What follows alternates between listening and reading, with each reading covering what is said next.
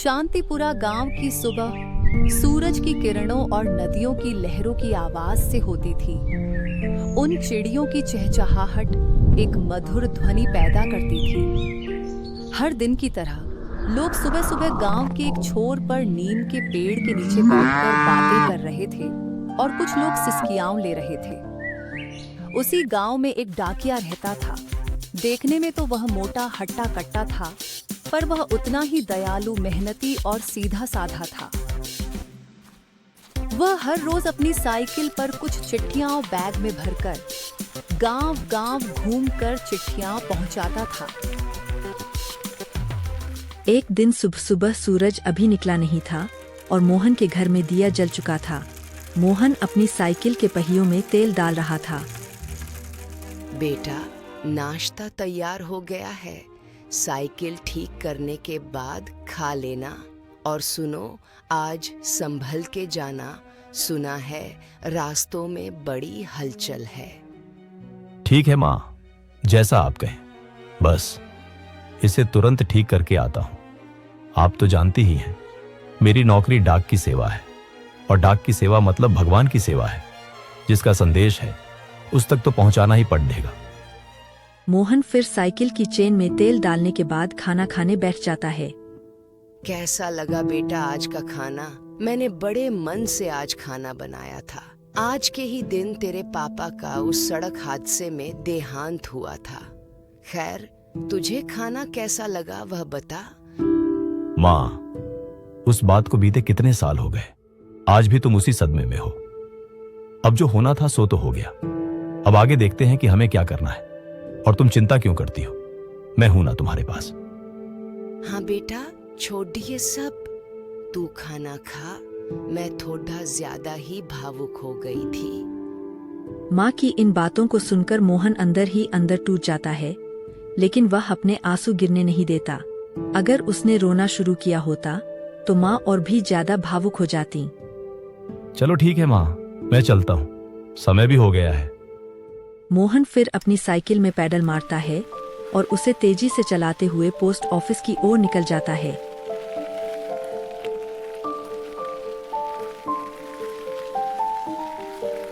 शहर का मुख्य डाकघर किसी किले जैसा था, जहां हजारों चिट्ठियां और बड़े बड़े थैले हुआ करते थे।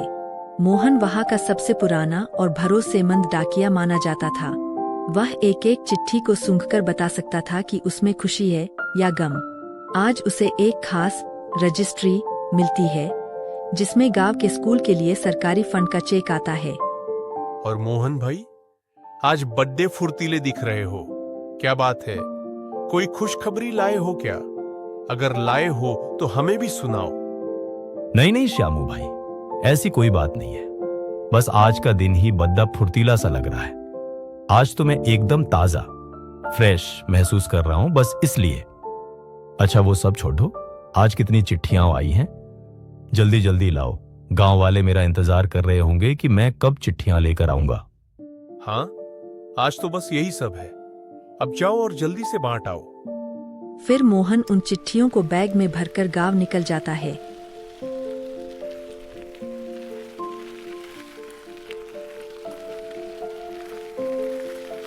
गांव के उस चौराहे पर गांव की औरतें इंतजार में खड़ी थीं कि कब मोहन चिट्ठियां लेकर आएगा। अरे विमला, आज कुछ ज्यादा ही देर नहीं हो गई मोहन को आने में। अब तक तो आ जाना चाहिए था।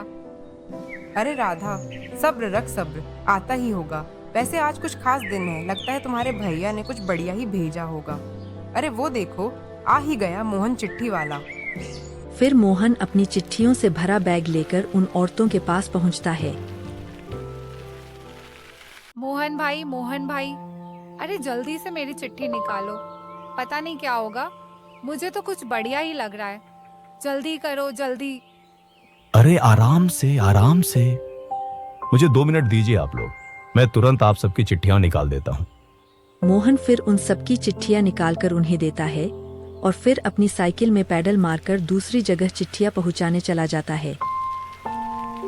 उसी गांव में 3 दोस्त रहते थे, सोहन, लाला और शंभू। वे गांव के एक अंधेरे गोदाम में बैठकर मदिरापान कर रहे थे। इस बार स्कूल का फंड आया है। अगर वो चेक हमें मिल जाए और इल्जाम मोहन पर लग जाए तो एक तीर से दो शिकार होंगे और फिर हमारे पास पैसे ही पैसे होंगे। वो बात तो ठीक है, पर हम वो चेक लाएंगे कहां से? क्या हम चोरी करेंगे? और अगर चोरी करेंगे और पकड़े गए तो फिर हमारा क्या होगा? तुम चिंता मत करो, मेरे पास एक बढ़िया प्लान है। बस तुम मेरे साथ साथ रहना और देखते जाना कि मैं उस मोहन को उसकी औकात कैसे दिखाता हूं। तुम दोनों सिर्फ बातें ही करोगे या चलोगे भी? आज के ही दिन वो चेक आने वाला था। फिर वे तीनों मोहन की तलाश में गांव की तरफ निकल जाते हैं। मोहन उधर से आ ही रहा होता है कि तभी यह शंभू जमीन पर बैठकर नाटक करने लगता है कि उसका पैर टूट गया है। मोहन भैया, मोहन भैया, मेरी मदद करो। मेरा पैर टूट गया है। मुझसे अब चला नहीं जा रहा है। मेरी मदद करो। शंभू की यह हालत देखकर मोहन जल्दी से साइकिल लगाकर उसे सहारा देने जाता है। शंभू, ये कैसे हुआ? तुम्हारी ये हालत किसने की? तुम्हें तो दवाई की जरूरत है। रुको, मैं अभी जाता हूं और तुरंत दवाई लेकर आता हूं। नहीं मोहन भैया, तुम बस मुझे थोड़ा सा सहारा दे दो। मैंने दवाइयां ले ली हैं। तुम मुझे बस उस पेड़ के पास बैठा दो। शंभू जितनी देर मोहन को बातों में उलझाए रखता है, तब तक शंभू का दोस्त लाला उसकी साइकिल में टंगी चिट्ठियों के बैग में से वह चेक निकाल लेता है। जैसे ही लाला चेक लेकर भागता है, वैसे ही शंभू बिस्तर से ऐसे उठ खड़ा होता है जैसे उसे कुछ हुआ ही न हो। धन्यवाद मोहन भाई, अब तुम जाओ। मेरा पैर पहले से काफी ठीक है और मुझे आराम भी है। तुम चिंता मत करो और निकल जाओ। गांव वाले तुम्हारी चिट्ठियों का इंतजार कर रहे होंगे। अभी तो तुम्हारे पैर में तकलीफ थी और अभी तुरंत ठीक भी हो गई। अच्छा ठीक है, लेकिन संभल कर जाना। मैं अब चलता हूँ। गांव वालों तक चिट्ठियां भी तो पहुंचानी है। फिर मोहन अपनी साइकिल उठाता है और वहां से गांव की ओर निकल जाता है। पता नहीं, बड़ी अजीब बात है। अभी तो उसके पैर में चोट लगी थी और देखते ही देखते वह ठीक भी हो गई।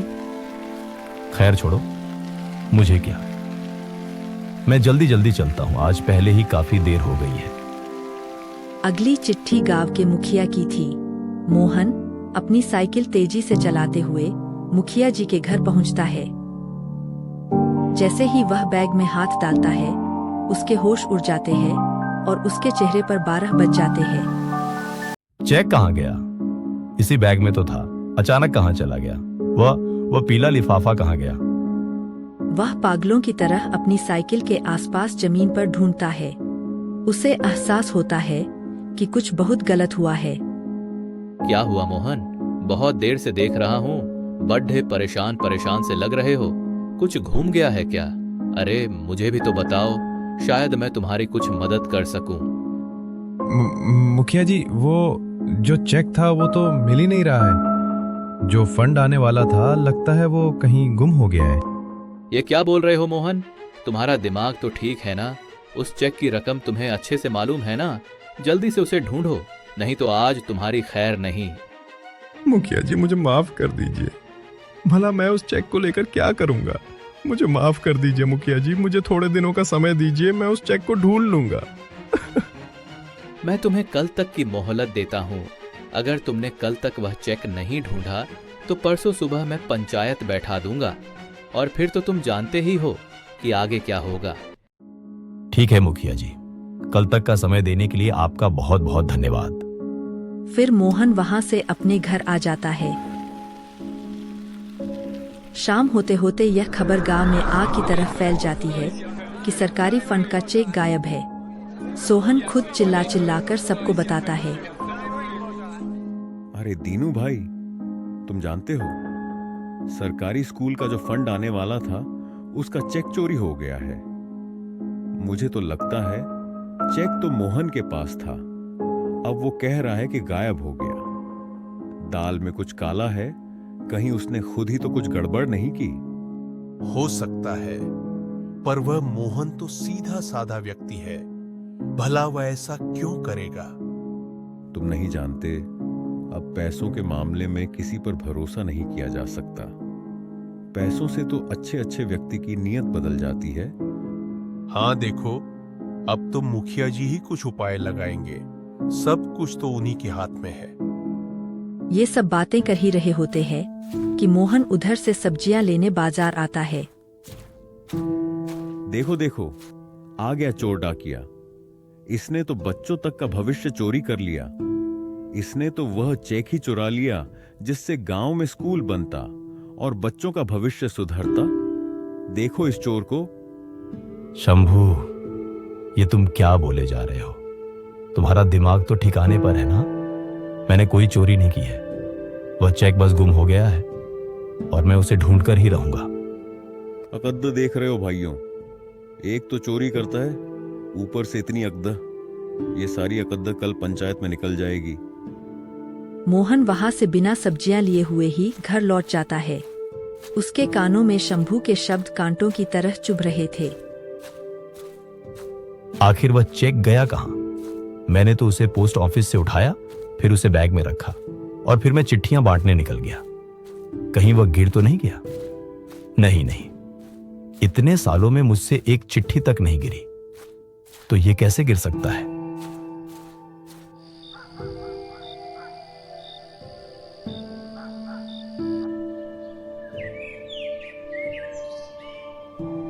अगले दिन पंचायत बैठती है।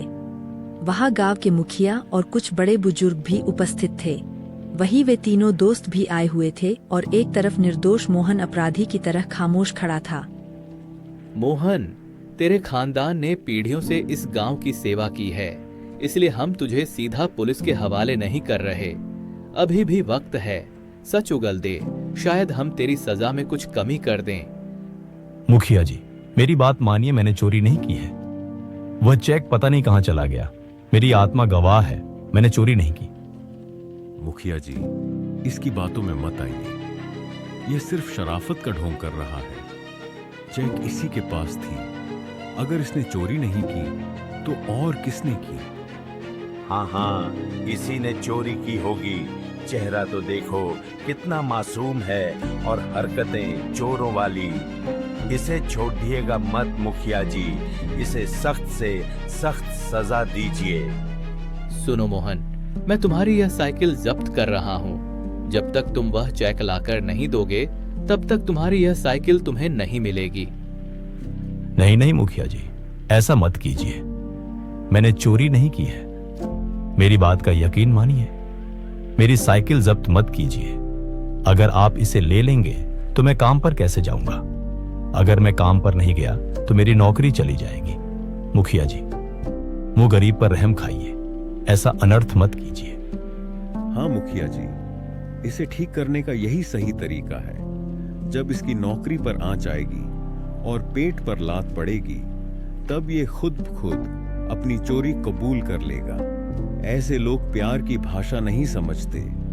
मोहन की जान से भी प्यारी साइकिल जब्त कर ली जाती है और उसे वहां से बेइज्जत करके भगा दिया जाता है। मोहन रात भर अपने घर के आंगन में बैठा रहता है। गांव का कोई भी व्यक्ति उससे बात नहीं कर रहा। उसकी माँ बीमार पड़ जाती है। माँ, तुम्हें तो बहुत तेज बुखार है। तुम अपना ख्याल रखना, मैं अभी डॉक्टर साहब को बुलाकर लाता हूँ। मोहन फिर डॉक्टर साहब को बुलाने जाता है। वह उसी पेड़ के पास से गुजर रहा था जहाँ शंभू मिला था। अंधेरे में उसे एक बीड़ी का टुकड़ा मिलता है, वैसी बीड़ी जो सिर्फ सोहन पीता है। उसे समझ आ जाता है कि यह एक सोची समझी साजिश है। यहाँ तो वही बीड़ी का टुकड़ा गिरा हुआ है जो शंभू पीता है। जरूर दाल में कुछ काला है। मुझे जल्द से जल्द पता लगाना होगा कि आखिर यह चल क्या रहा है। मोहन सोहन के घर के पीछे छिप जाता है। वह देखता है कि सोहन और उसके साथी आधी रात को जंगल की ओर जा रहे हैं। मोहन अपनी जान जोखिम में डालकर उनके पीछे पीछे झाड़ियों के सहारे चलता है।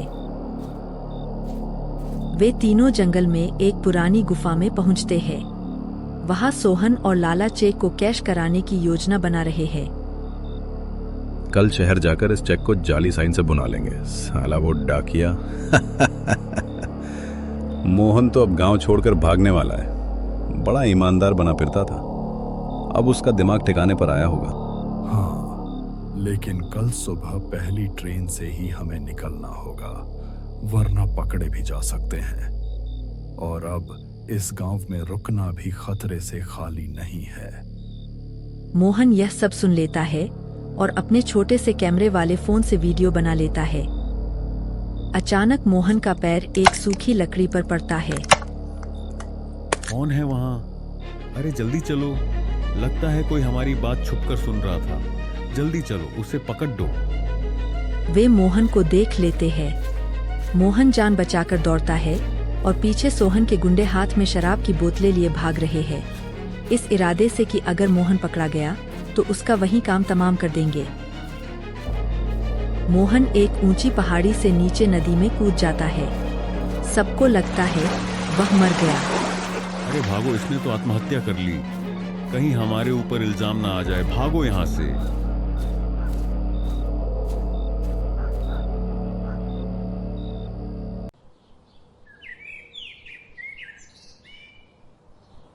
गांव में खबर फैलती है कि मोहन डर के मारे भाग गया या मर गया। सोहन और उसके साथी जीत का जश्न मना रहे हैं।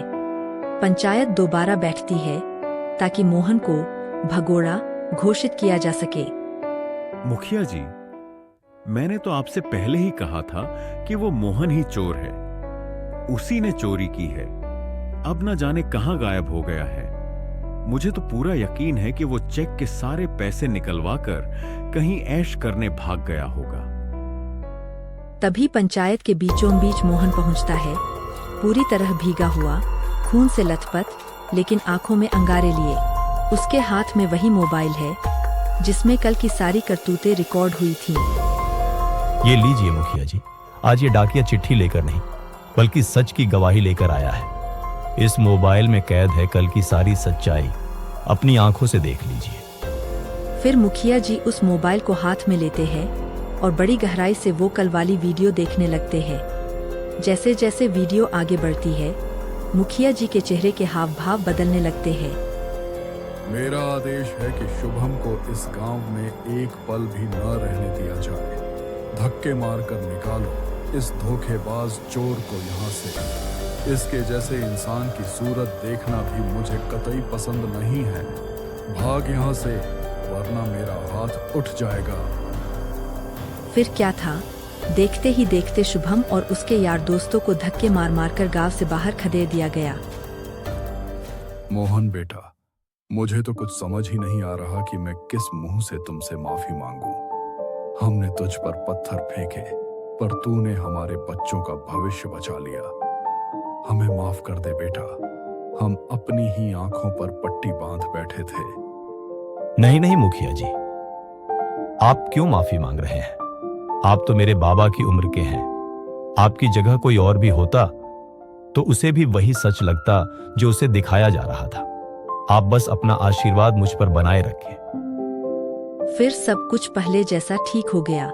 मोहन ने एक बार फिर अपनी वही खाकी वर्दी पहनी और डाकिये का काम शुरू कर दिया। गांव की गलियों में फिर से उसकी साइकिल की घंटी सुनाई देने लगी और पूरा गांव पहले की तरह सुख शांति और भाईचारे से भर गया।